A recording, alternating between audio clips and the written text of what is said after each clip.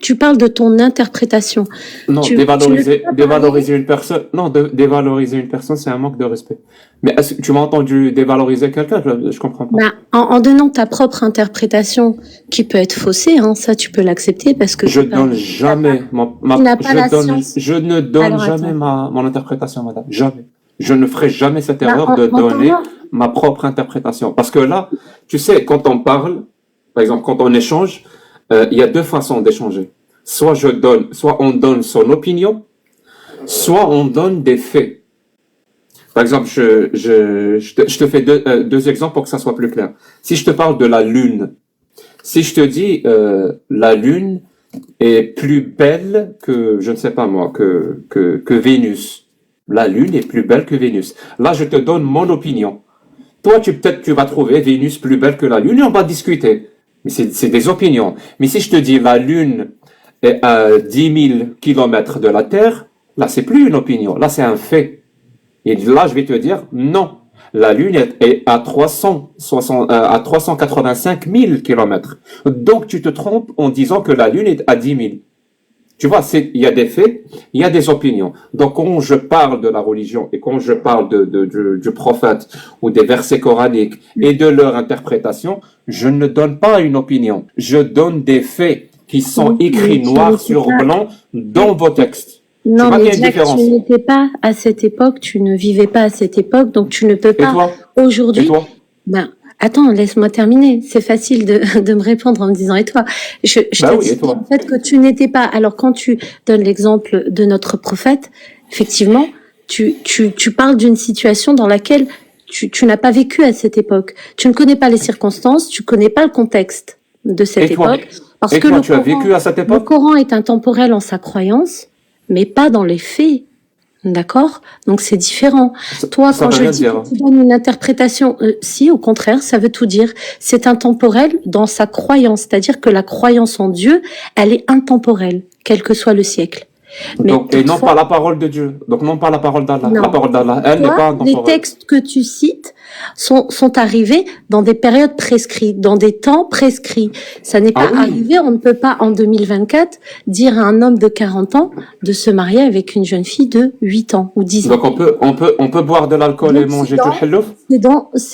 non, plus que là, non, attends. Pourquoi? C'est Je croyais que parce que c'était là, c'est prescrit. une mise en garde. Là, c'est une mise en C'était des garde. temps prescrits.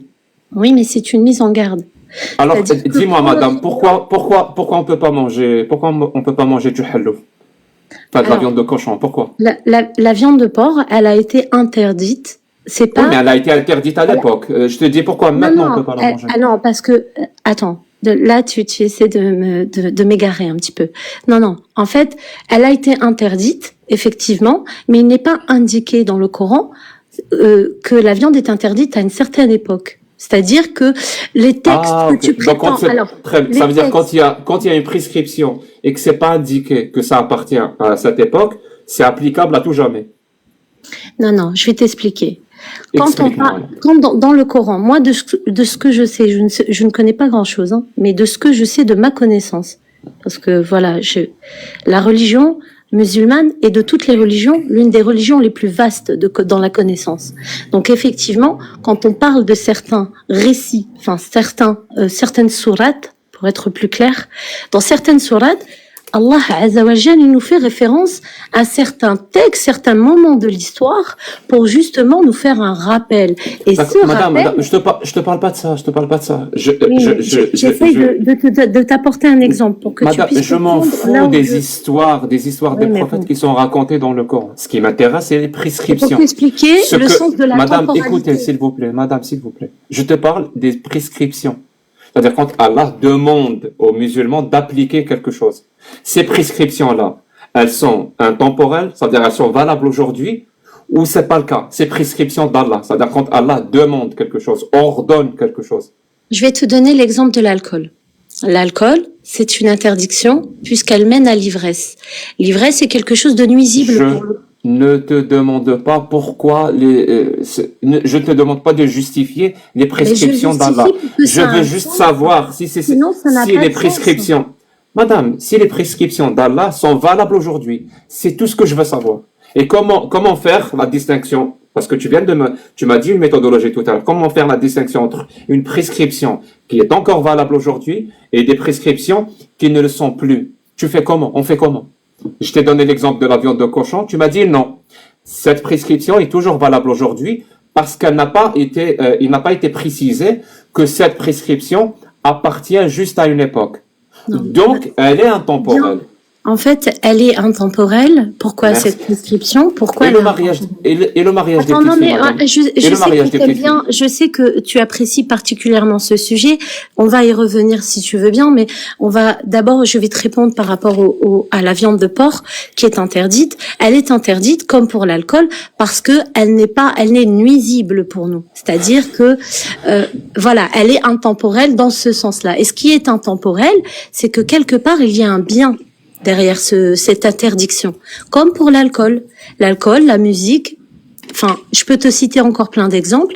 Par contre, les histoires que tu racontes, enfin, quand tu parles des compagnons du prophète ou de certains autres prophètes qui sont arrivés avant le prophète Mohammed, sallallahu alayhi wa sallam, on rentre pas dans l'intemporel. Pourquoi? Parce qu'en fait, c'est arrivé à des temps précis. Madame, écoutez, madame. Toi, tu induis les gens en erreur, en fait. Il n'y a pas, dans le Coran, il n'y a pas vers juste un une côté. histoire. Non, Ce que madame, tu fais, c'est dans pas le, bien. Tu endosses une Madame. grosse responsabilité. madame, dans le Coran, c'est pas juste une histoire sur le mariage du prophète avec une petite fille. C'est pas ça. Il y a une prescription d'Allah, des ordres divins par rapport au mariage, de manière globale, et par rapport au mariage des petites filles. Allah a donné des ordres, a donné une prescription.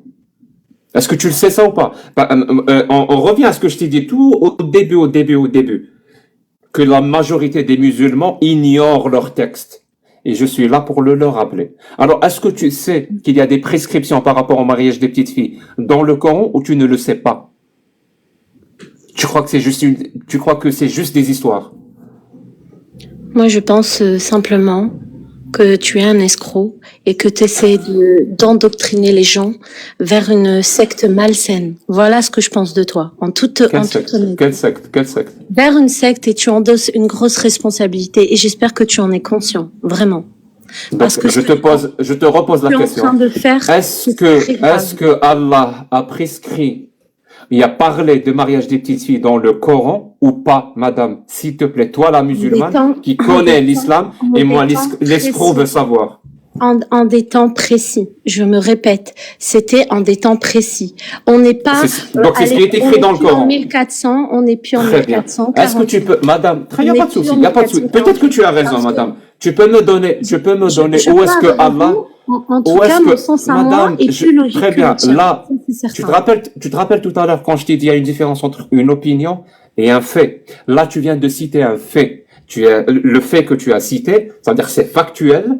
Tu as dit que Allah a prescrit le mariage des petites filles dans un contexte précis et plus maintenant. Donc là, moi j'ai pas envie de savoir, madame, non, je finis. Madame, s'il te plaît, j'ai pas envie de savoir quelle est ton opinion. Parce que là, tu parles d'un fait. Donc, s'il te plaît, tu veux bien me citer le verset ou la parole d'Allah sur laquelle tu te reposes pour affirmer ce fait que Allah a limité le mariage des petites filles il y a 1400 ans. Tu reposes ton affirmation sur quel verset? Moi, j'ai pas lu de verset à ma connaissance. Je n'ai pas de verset. Donc, c'est une opinion. On est d'accord. Tu donnes ton opinion comme si c'était un truc factuel.